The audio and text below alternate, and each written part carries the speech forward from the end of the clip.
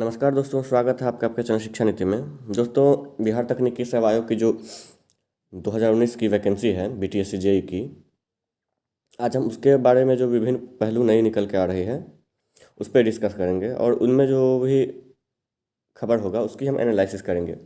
इन analysis में हम आपके ऊपर भी कुछ जिम्मेवारी छोड़ेंगे जो कि आपसे ही रिलेटेड है।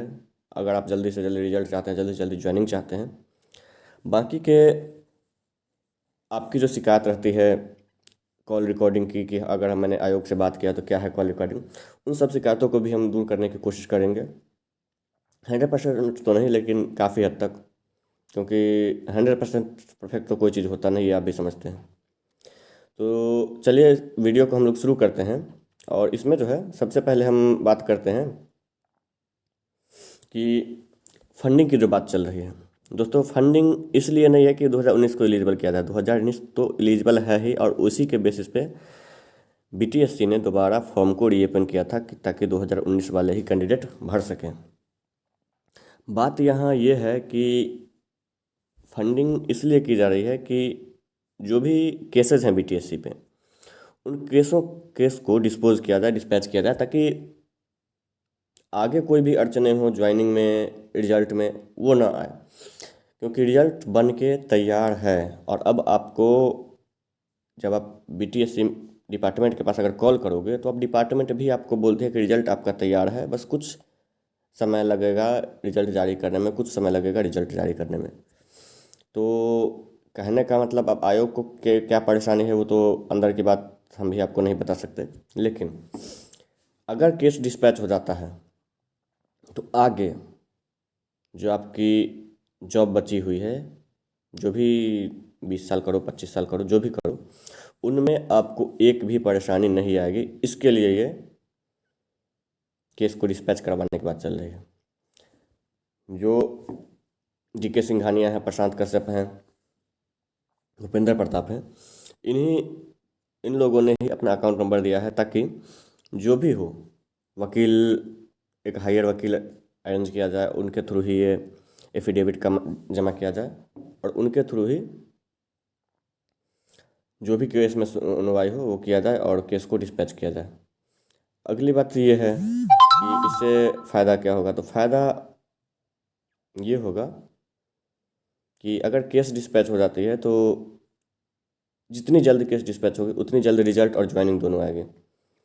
और अगली हमारे लिए बुरी खबर भी है कि बिहार सरकार के जितने भी शिक्षण संस्थान हैं वो पटना रीजन के, उनको जो है अगले आदेश तक 15 जून 2021 तक बंद करने का ऑर्डर जारी हुआ है। उसमें स्कूल कॉलेज भी आएंगे। तो कहने का मतलब दोबारा लॉकडाउन लगना शुरू हो चुका है। पिछली बार एक बार ही हो गया था, इस बार अलग अलग हिसाब से और अलग अलग प्लेटफॉर्म के थ्रू लॉकडाउन लगना शुरू हो गया है। इसमें अब जित रिजल्ट अगर जल्दी नहीं आएगा तो हमारी दिक्कतें और बढ़ेगी, और उन दिक्कतों को दूर करने के लिए ही जल्द से जल्द केस को डिस्पैच करवाना ज़रूरी है, ताकि जल्दी से जल्दी रिजल्ट आए। कम से कम एक बार आपके पास रिजल्ट और ज्वाइनिंग आ जाए तो अगर लॉकडाउन 2-4 महीने की लगती भी है तो आपको कोई प्रॉब्लम नहीं होगी, आपके अंदर एक धैर्य रहेगी। उस धैर्य को बनाए रखना है, क्योंकि आयोग से तो कोई जवाब नहीं आ रहे। आयोग के पास आप अभी भी कॉल करोगे तो वो यही बोलेगी कि रिजल्ट तैयार है, बहुत कुछ समय लगेगा और आपका रिजल्ट जारी हो जाएगा, और वे कुछ समय आज से नहीं, लगभग 1.5-2 महीने से हो रहा है। तो अब आयोग पे तो भरोसा नहीं। अब दूसरी बात है कि एफिडेविट, अगर आप सोच रहे हो कि नहीं एफिडेविट जमा करना तो आयोग का काम है ये वो, तो आयोग, आप सोचो कि आयोग को क्या ज़रूरत है एफिडेविट जमा करने से। आयोग क्यों जमा करेगी? क्यों, उसका बेटा इसमें है क्या? नहीं, इसमें उसके बेटे ने फॉर्म, न सचिव के न अध्यक्ष के, किसी के बेटे ने इसमें फॉर्म नहीं भर रखा है। फॉर्म है ने आपने के जैसे लोगों ने ही भर रखा है। दूसरी बात, तो आयोग को कोई ज़रूरत नहीं है, आयोग को इस पे स्टे लगे वैकेंसी पे या कुछ भी हो, इससे आयोग को कोई फ़र्क नहीं पड़ता। अब अगला बात यह है कि आयोग चाहती क्या है।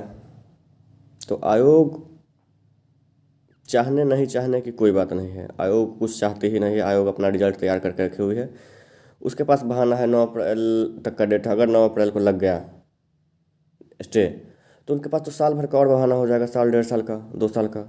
तो ये इनके उनके लिए फ़ायदेमंद है कि अंदर में जो भी करना होगा वो अपना करेंगे, उनको कोई ज़रूरत नहीं पड़ेगी।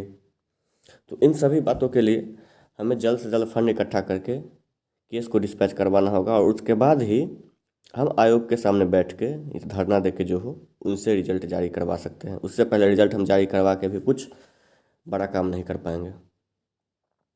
अब आते हैं कि रिजल्ट की नई, तो रिजल्ट की नई खबर तो यही है जो कि मैंने आपको बता दिया कि 2000 सॉरी आयोग में कॉल करने पे वो जो भी उनका आदमी है वो यही बोलता है कि हाँ रिजल्ट बहुत जल्द जारी हो जाएगा, और हो तो रहा नहीं है। और कुछ लोग तो ऐसा भी बोलते हैं कि हाँ यूट्यूबर को कॉल करके वो वीडियो डिलीट करवाता है, फिर कहता है कि एक दो दिन में मैं रिजल्ट दे ही रहा हूँ, तो ये करने की क्या ज़रूरत है ये सब। तो इन बातों पे आप ध्यान न दें, क्योंकि न आयोग के पास किसी के पास टाइम है कि हाँ मेरा तुम अपना वीडियो डिलीट करो, मैं रिजल्ट जारी कर रहा हूँ। अगर रिजल्ट जारी करना होता तो उस वीडियो डिलीट होने का भी लगभग एक सप्ताह से ऊपर हो गया, उन्होंने 2-3 दिन बोला था। तो ऐसी बातों पर विश्वास न करें, खुद से ही आयोग से संपर्क में रहें। उसके लिए मैं आपको नंबर दे रहा हूँ, और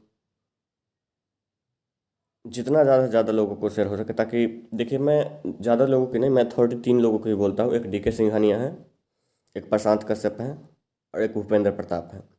इन तीनों के अकाउंट में ही आप पैसे सबमिट करें, क्योंकि ये तीनों ही ऑथोराइज हैं। बाकी के कौन क्या करता है मुझे नहीं पता। कुछ लोग अपने चैनल बना कर उस पर भी पैसे मांग रहे हैं, ये कभी मत कीजिए। ये 3 लोग ही ऑथोराइज हैं, जो कि बिहार पॉलिटेक्निक छात्र संघ के अध्यक्ष हो गए डीके सिंघानिया, सचिव हैं प्रशांत कश्यप, और उनके सहयोगी हैं भूपेंद्र प्रताप। तो आप इन तीनों के अकाउंट में ही कर, वो आपके व्हाट्सएप ग्रुप में भी आ गया होगा, ऐसा नहीं है कि नहीं है। तो आप जो भी हो जितना ज़्यादा से ज़्यादा हो सहयोग करें, ताकि केस को जल्द से जल्द डिस्पैच किया जाए। और खबर की बात रही तो अभी मैं आपको ये नंबर दे रहा हूँ, ये आपके स्क्रीन पे आ रहा है 0612-223-3081। इस नंबर पे, जो कि आयोग के नंबर है, इस पे आप कॉल करके अपना पता कर सकते हैं रिजल्ट रिलेटेड। वो आपको भी यही बोलेंगे कि रिजल्ट तैयार है, नहीं पूछेगा तो जो डालेगा तो बोलेंगे सिविल इलेक्ट्रिकल मैकेनिकल, सिविल का तैयार है, इलेक्ट्रिकल मैकेनिकल का बना हुआ है, या फिर मैकेनिकल इलेक्ट्रिकल का बना है और सिविल में कुछ प्रॉब्लम है जो कि बहुत जल्द हो जाएगा। ऐसे ही बातें करते हैं। तो वो बातों को बरगलाना हुआ, उनको एक ट्रेंड किया गया है कि भाई इससे ज़्यादा कुछ जवाब नहीं देना है, और बच्चों को ऐसे करो कि हाँ बताया जाए कि आयोग पूरी आपके लिए ही समर्पित है, आयोग आप चिंता मत कीजिए, सब कुछ हो चुका है। तो ये बरगलाने वाली बात है, ये आप 1 महीना बाद भी कॉल करोगे तो यही जवाब आएगी। तो आप इन बातों पे एकदम से ध्यान न दें। आप खुद में वो एकदम श्योर हो जाएं कि क्या करना है। लेकिन केस अगर डिस्पैच नहीं होती, ये आपके लिए बहुत बड़ी नाकामयाबी होगी। इसके लिए जितना भी फंड इकट्ठा हो सके करें। अगली बात, जितना भी बीटीएससी करने, चाहे गवर्नमेंट हो, प्राइवेट हो, या फिर आने वाले हों, क्योंकि अब देखिए 2020 2021 वाले में भी तो पास आउट होने वाली हैं। तो 2020 और 21 वाले लड़के भी जो हैं उनको भी इससे प्रॉब्लम होगी कि आगे जो है 2500 से 3000 वैकेंसीज आने वाली हैं, वो अगले अप्रैल माह में। अगर अप्रैल माह का हो या फिर मई का हो या जो भी कहो, जिस वक्त ये क्लियर होगी उसके 8 से 10 दिन के ही अंदर अगली वैकेंसी आ जाएगी। तो अगर वो वैकेंसीज को भी लाना है तो भी आपको इकट्ठा करना पड़ेगा। ये केस क्या है, केस वो लोग कर रहे हैं क्योंकि कट ऑफ बहुत लो जाने वाले हैं, 64-65 जाएगी कट ऑफ परसेंटेज में। पॉइंट में अगर बात करें तो आप 48-49 यही जाएगी। एक यूआर जो होगा अ, उनका यूआर 60%, वो भी 40 नहीं 60% वालों का कट ऑफ थोड़ा हाई जा सकता है, बाकी किसी का कट ऑफ हाई नहीं जाएगा। तो वो जो जिनका अब मान के चले कि 64-65 है, वो ये 64-65 क्या 62-63 वाले का भी होगा। जिनका cut off sorry percentage diploma में भी 60 से नीचे है, उन्होंने ये लटकाने की कोशिश किया है, ताकि ना वो एक कहावत है ना, न खा देव न खा देव स्वाद बिगाड़ दे, वही वाली बात है इनका। तो ये वही चाहते हैं कि उनका हो या ना हो। मैं तो चाहता हूँ कि उनका भी हो जाए यार सिलेक्शन। अगर मैं तो चाहता हूँ कि अगर कुछ सीट्स बढ़ा दे और जितना है सबको ले ले, इसमें भी कोई प्रॉब्लम नहीं है, हम लोगों को कोई प्रॉब्लम नहीं है। बस उनको क्या प्रॉब्लम है वो तो उनका ही जाने, क्योंकि ऐसे लोगों के उपद्रवी या जो आप कहें, इनको जो जिस नाम से आप नॉमिनेट करें वो कम होगा, वही लोग हैं। तो इनके फेरे में ना आए, आप जितना से ज़्यादा फंड इकट्ठा हो और केस को डिस्पैच किया जाए, इस पर आप ध्यान दें। और आगे मैं कुछ नहीं करना चाहूँगा, ताकि और जितना भी लोग हो सबके पास ये वीडियो होना चाहिए, ताकि सभी लोग समझ सकें और फंड इकट्ठा कर सकें। उस फंड के थ्रू ही हम लोग केस को डिस्पैच करवाएंगे। धन्यवाद। और लास्ट में ये भी कहना चाहूँगा कि मैंने 3 लोगों का ही नाम आपको बताया है, प्रशांत, DK सिंघानिया और भूपेंद्र प्रताप। मैंने ज़्यादा का नहीं बताया, मैंने ऐसा भी नहीं है कि मैंने अपना अकाउंट नंबर या कुछ भी दिया है। आप इन लोगों के अकाउंट में ही जमा करें, क्योंकि यही इन्हीं लोगों ने ही 2019 का के लिए भी आयोग से बातें या फिर केस के थ्रू जैसे हो, इन्होंने वेबसाइट को रीओपन करवाया था। तो इन पे आप फुल्ली ट्रस्ट कर सकते हैं। धन्यवाद।